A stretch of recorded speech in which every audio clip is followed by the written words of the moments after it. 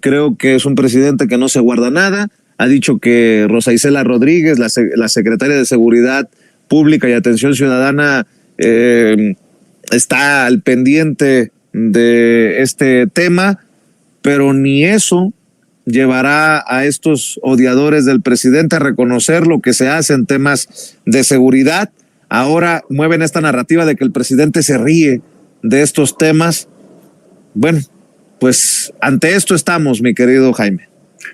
Sí, y yo creo que es interesante, que yo creo que por eso es tan importante, tan necesario programas como Sin Censura, porque muchos ciudadanos tienen memoria, a diferencia de gentes como López Dóriga, que parece que ya no, o hacen como que la Virgen le hablan.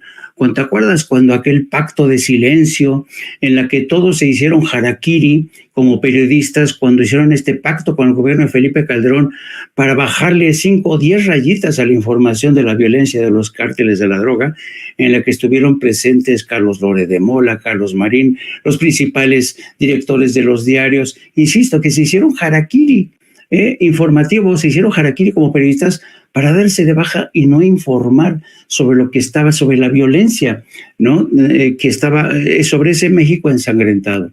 Y estaba viendo primero esta carta que lanza Xóchitl Gálvez, pero además la lanza y junto con esta carta salen en nado sincronizado, salen Joaquín López Dóriga, salen Héctor de Mauleón asegurando de que México inicia este 2024 ensangrentado, con ¿cómo se llama? Francisco Martín Moreno asegurando que este año los mexicanos se van a deshacer del populismo suicida de Andrés Manuel. Es decir, evidentemente han considerado que el tema de la violencia que sigue dando sus coletazos es un buen terreno para emprender la batalla contra Claudia Sheinbaum. Pero claro, a esta gente que tiene flaca memoria se les olvidan un montón de cosas, como por ejemplo el hecho de que se hayan dado de baja como periodistas voluntariamente y entusiastas, claro, a cambio de buenos chayotes financieros como los que les caían a López Dóriga, a todos, a Televisa, Radio Fórmula, Ciro Gómez Leiva, callaban, todo esto lo callaban, ¿no? Y es interesante que el presidente haya impuesto una política de transparencia que hoy mismo daba el ejemplo, confirmando el secuestro de estos migrantes, pero además dando los últimos detalles, que es la liberación de 5, entre ellos 2 menores de edad. O sea, el presidente está informado al segundo y conforme recibe la información la transmite. Una política muy diferente a la que se observó durante Peña Nieto, Felipe Calderón, incluso Vicente Fox. Y entonces yo creo que una de las cosas que un denominador común de la gente que fue entrevistada en este fin de año, Vicente, es que muchos de ellos dicen: por primera vez estoy en un país que tiene un presidente que no me miente. Por primera vez estoy en un país con un presidente que mira hacia los que antes no éramos tomados en cuenta, los que no teníamos voz. Y yo creo que la gente está muy contenta por tener a este presidente. Además, un presidente que ha dicho: yo en cuanto termine mi gobierno me voy a mi casita y se acabó, ¿no? Se encargará de asumir ese relevo quien gane en las elecciones, ¿no? Muchos apuntan a Claudia Sheinbaum, que sigue siendo por lo menos la delantera en la mayoría de las encuestas. Pero esta estrategia, Vicente, de tratar de rescatar o tratar de convertir al espantajo de la violencia como su puntero, como su estrategia puntero para tratar de derrotar y demostrar que López Obrador no logró nada en ese terreno, tiene mucho que ver con el propio legado del PRI, ¿no? Te pongo un ejemplo: en el Estado de México, del que ha hablado muchísimo y porque conoce muy bien el maestro Paco Cruz, todas estas mafias que pactaron con el PRI durante décadas, siguen ahí incrustadas, ¿no? Por ejemplo, este fin de semana estaba yo platicando con unos amigos y familiares que viven en los límites del estado de Guerrero y límites del Estado de México, y te hablan cómo la familia michoacana sigue enseñoreándose por ese territorio, porque fueron pactos desde hace mucho tiempo. Por ejemplo, hay esta gente que incluso estos cárteles de la familia michoacana se beneficia incluso con la llegada de las remesas que envían los paisanos, porque le exigen a la gente que se moche, ¿no? ¿Cuánto te llegó de tu familiar? Me tienes que dar tanto, ¿no? Así les exigen derecho de piso, les exigen, incluso obligan a mucha gente a vender sus propiedades a un precio menor. Dice, o me la vendes a una cuarta parte del valor de esa propiedad, o ya sabrás tú. Esas prácticas siguen estando ahí, pero esas prácticas, Vicente, no nacieron ayer, nacieron desde hace mucho tiempo. El crimen organizado está incrustado y va a ser complicado sacarlo de ahí, particularmente en el Estado de México. Ocurre lo mismo en Sinaloa, ocurre lo mismo en Tamaulipas. Así es que esta gente que actúa de forma torticera, que te llega con medias verdades, pues los ves venir, ¿no? Los ves la mano que lanza la piedra, como es el caso de López Dóriga, Xóchitl Gálvez. Toda esta es la estrategia que van a tratar de utilizar para tratar de meter miedo en el cuerpo de los ciudadanos, a decirle, ya ven, este presidente no resolvió nada en materia de seguridad, ¿no? Y claro, tú sabes muy bien que la seguridad, ¿cómo es esta frase? Una guerra civil o una guerra de baja intensidad estalla en segundos, pero a veces tardan, hasta 100 años, hasta 100 años en sofocarse estas fuerzas que estallaron con esta guerra, como la que estalló Felipe Calderón. Y de otro lado, a mí me llama la atención, porque si te fijaste hoy, querido Vicente, en la rueda de prensa de la mañana, el presidente hizo alusión a uno de los sucesos más interesantes que ocurrieron precisamente cuando estaba en el poder el PRI, bajo la presidencia de Carlos Salinas de Gortari. Me refiero al papel que jugó su hermano, Raúl Salinas de Gortari, que era el capo de tutti. Raúl Salinas de Gortari controlaba el tráfico de droga, de la cocaína colombiana, que llegaba desde Colombia, tocaba México y seguía sus vuelos hacia Estados Unidos. Raúl Salinas de Gortari fue el que inventó el sistema del semáforo. Y fíjate, el hermano del presidente le decía a los generales del ejército, este día van a aterrizar, quiero semáforo verde para estas avionetas, estos aviones, no quiero que me las detengan y quiero que aterrizan, que vuelvan a cargar combustible, que dejen algunos cargamentos y que sigan su camino hacia Estados Unidos, ¿no?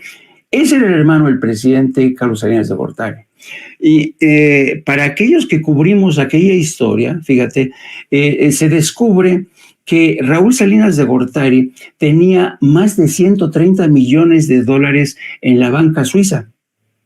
Y en una jugarreta, la entonces esposa Paulina Castellón, con un pasaporte falso, quiso retirar esos 130 millones y claro, la justicia suiza se dio cuenta y la justicia suiza se dio a la tarea de investigar todo esto. Bueno, yo fui a Berna, estaba mi base de operaciones en Madrid, yo platiqué con los investigadores de esa investigación dirigida por Carla del Ponte, que era entonces la fiscal general. Carla del Ponte es una mujer realmente incorruptible, ha sido una mujer que hasta la fecha sigue investigando temas de corrupción, temas de narcotráfico, genocidios como el de Ruanda, de la antigua Yugoslavia, en fin, es una mujer que tiene realmente mucha experiencia. Y esta mujer, Carla del Ponte, llevó a cabo esta investigación de cómo era el negocio del narcotráfico bajo la presidencia de Carlos Salinas de Gortari.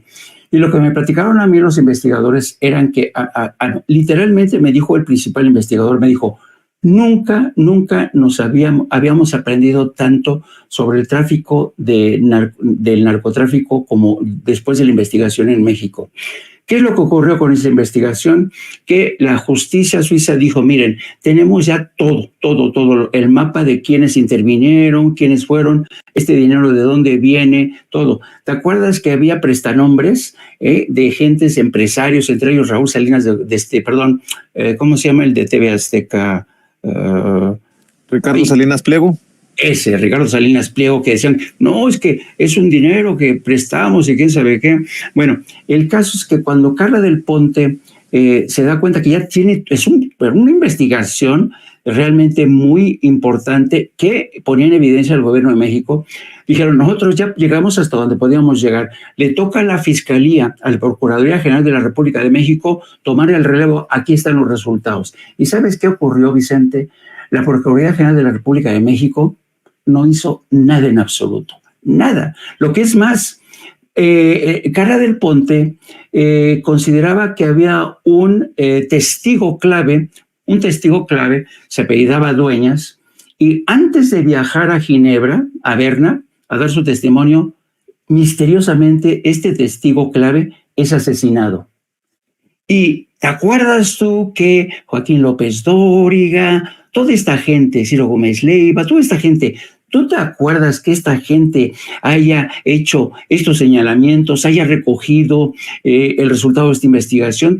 ¿Tú crees que en esa época López Dóriga realmente puso el dedo en la llaga? No, todos hicieron pendejos, ¿me entiendes? Todos hicieron güeyes, dijeron, no, espera, entonces, y ahora que esta gente sale con el pistoletazo de salida del PRIAN para decir que el presidente ha sido incapaz de contener la violencia, ya no se acuerdan de cómo coparticiparon en el ocultamiento de información cuando Salinas de Gortari, o también se hicieron que la Virgen les hablaba cuando firmaron este pacto de silencio, ¿no? Entonces, francamente, esta gente, columnistas como López Dóriga, como Héctor de Mauleón, como toda esta gente que creen que realmente le pueden seguir metiendo el dedo a la boca a los ciudadanos mexicanos, francamente, hablando en plata, están pendejos, Vicente, porque la gente tiene memoria, se acuerda de estos incidentes, se acuerda de cómo esta gente cayó estos crímenes, estas tropelías, estos negocios con el narco, y ahora que tenemos a un presidente que ni ha pactado con el narco, que ha hecho esto lo imposible por reducir la violencia, que ha protegido, ha prestado atención a la gente más desvalida como la tercera edad, a los jóvenes, a los que llamaban ninis. Este presidente que por primera vez está viendo a la gente a la que nunca se había visto antes, ahora resulta que es un presidente inepto, ¿no? Que hay que aniquilar aquí, como dice Francisco Martín Moreno, su populismo suicida. Aquí se les ve a todos las ganas de terminar con un gobierno que prácticamente los ha expuesto, que los ha retratado de cuerpo entero, y me da mucho gusto, y yo creo que va a ser muy interesante este proceso electoral, porque realmente yo estoy convencido que las mentiras de estas gentes ya no dan para más. Ya va a ser imposible tapar las vergüenzas de los regímenes anteriores, de las corruptelas anteriores, de las corruptelas del pasado. Y en muchos sentidos, ¿sabes por qué creo que van a fracasar? Porque ellos siguen pensando que el pasado tiene que seguir siendo el presente de hoy. El pasado de las corruptelas, el pasado de los crímenes, el pasado, y lo dijo el presidente, ¿quieren ustedes regresar a ese pasado? Yo no, yo tampoco, Vicente, y millones de mexicanos no deseamos regresar a ese pasado. Por eso creo que la estrategia electoral, si es que se le puede llamar estrategia electoral a unas cartas como la que lanza Xóchitl Gálvez, que parece una estrategia completamente alocada, que no tiene ni pies ni cabeza, yo dudo que realmente vayan a conseguir algo con esta sarta de mentiras. Así es que yo confío mucho, al igual que hace el presidente, confío mucho en el pueblo mexicano, en su sentido común, en su sabiduría, en su memoria colectiva, porque además el presidente ha sido el que se ha encargado de poner a lo largo de sus 5 años de mandato a ofrecernos la auténtica fotografía de lo que fue ese régimen, los crímenes, los abusos, los excesos, las raterías, los crímenes. Y yo creo que el mexicano va a ser muy difícil que quiera apostar por ese pasado que Xóchitl Gálvez defiende hoy. Y fíjate que también estos personajes